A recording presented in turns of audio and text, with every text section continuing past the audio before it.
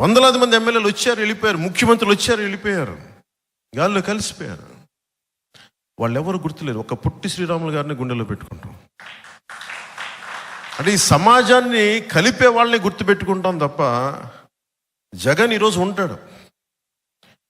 ఇంకొక ఎన్నికలు అయిపోయింది, గుర్తు కూడా ఉన్నాడు ఈ వ్యక్తి.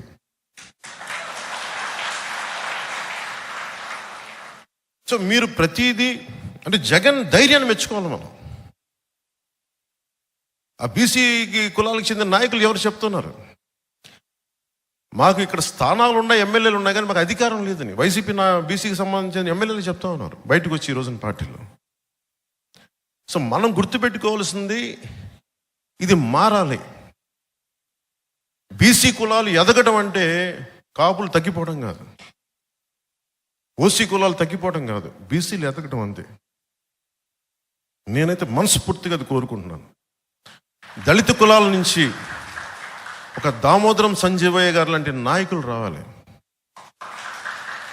బాలయోగి గారు ఉన్నారు. బాలయోగి గారిని అన్ని కులాలు ప్రేమిస్తారు, అన్ని కులాలు ప్రేమిస్తారండి. నోరు మంచిదైతే ఊరు మంచితో, వ్యక్తిత్వం మంచిదైతే అందరినీ ఆకట్టుకుంటుంది. ఉదాహరణ నేను సినిమాలోనే ఉన్నాను. ఏ హీరో రాకూడదు అనుకుంటే ఎట్లా? అందరూ రావాలి. నా ఒక్కడి వల్ల చిత్ర పరిశ్రమ నడుస్తుందా? నా కుటుంబంలోని హీరోల వల్ల చిత్ర పరిశ్రమ నడుస్తుందా? అలాగే రాజకీయాల్లో కూడా ఒక్క కులం వల్ల నడుస్తుందా రాజకీయం? సో నేను కోరుకుంటుంది ఏంటంటే అందరూ బాగుండాలి. దీంట్లో పోటీతత్వం ఉండాలి ఖచ్చితంగా. అంత మాత్రం కొట్టేసుకొని చంపేసుకోవాల్సిన అవసరం లేదు మనకి. ఎవరిది బెటర్ ఆర్గ్యుమెంట్, ఎవరిది బెటర్ పబ్లిక్ పాలసీ, ఎవరు ఎక్కువ న్యాయం చేస్తారు, ఇవి కదా మనం ఆలోచించాల్సింది. ఇక్కడున్న భీమవరం వైసీపీ ఎమ్మెల్యే కూడా వ్యక్తిగతంగా నాకు శత్రుత్వం ఏం లేదు. నేను ఎంత ఇబ్బందులు పడ్డాను మీకు ఈరోజు చెప్తున్నాను. పోయిన ఎన్నికల్లో నా పక్కన ఉన్న తులసి అనే వ్యక్తి, ఆయన విజంకులు, ఆయన వచ్చి నా దగ్గరికి ఇదే వేదిక మీద వచ్చి మాట్లాడతాడు. ఆయన నా విజంకులు అంటే నా కూతుర్ని ఇచ్చాను, మీరేం అనకూడదు అంటాడు.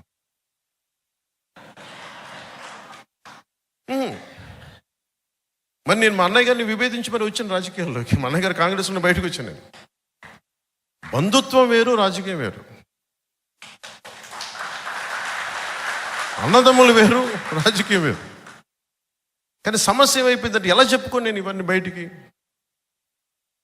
కానీ ఇట్లాగే నన్ను ప్రతిసారి అందరూ ముందర కాళ్ళకి బంధాలు వేసి వేసి వేసి వేసి నాకు నిస్సత్తు వచ్చింది. అరే ఏదైనా ఒక మంచి చేద్దామంటే దగ్గరోళ్ళే కూర్చొని ముందుకు వెళ్ళనివ్వరేంటి? కొప్పట్లో కూడా నాకు చిన్నప్పటి నుంచి తెలుసు. ఇదే పార్టీ, ఇక్కడే ఇదే క్షేత్రంలో జాయిన్ అయ్యారు ఇద్దరు కజిన్స్. ఇద్దరు నాకు ఆల్మోస్ట్ 16-17 ఏళ్ళ వయసు నుంచి తెలుసు నాకు. నేను అప్పుడప్పుడు కొప్పరికి వెళ్ళేవాడిని సమ్మర్స్లో. వాళ్ళ ఇంట్లో ఉండేవాడిని. వాళ్ళ నర్సపూర్లో థియేటర్ కూడా ఉండేది.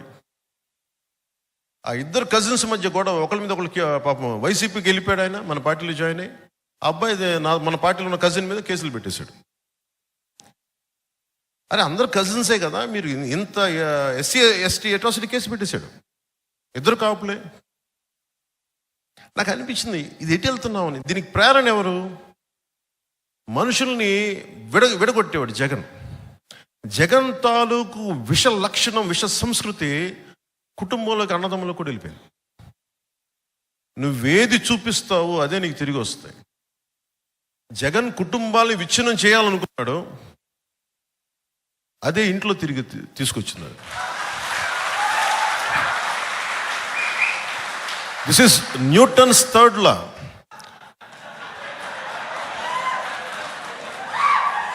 నువ్వేది చెయ్యాలనుకుంటావో చర్యకి ప్రతిచర్య ఉంటుందంట. అదేదో న్యూటన్ అదే spiritual law, not just physical law. నువ్వు ఏది చెయ్యాలనుకుంటావో అదే నీకు తిరిగి వస్తుంది. నువ్వు నేర్పిన విద్య నీరజాక్ష అంటావు. పాపం రాజశేఖర రెడ్డి గారు చాలా కష్టపడి డబ్బులు సంపాదించారు. అన్ని వేల కోట్లు సంపాదించి పాపం ఇద్దరు బిడ్డలకి సమానంగా ఇస్తే ఆ సంపాదన ఇవ్వలేదు చెల్లికి. చాలా బాధ కలిగించే అంశం అది. పాపం సాక్షి పేపర్లో వాళ్ళకి రావాల్సిన వాటా ఉంది, ఇవ్వలేదు.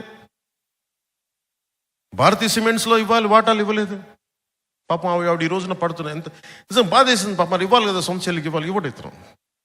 సొంత చెల్లికి ఆస్తి ఇవ్వనోడు మనకెలా వాటాలు పంచుతాడబ్బా? మీరు ఆలోచించండి.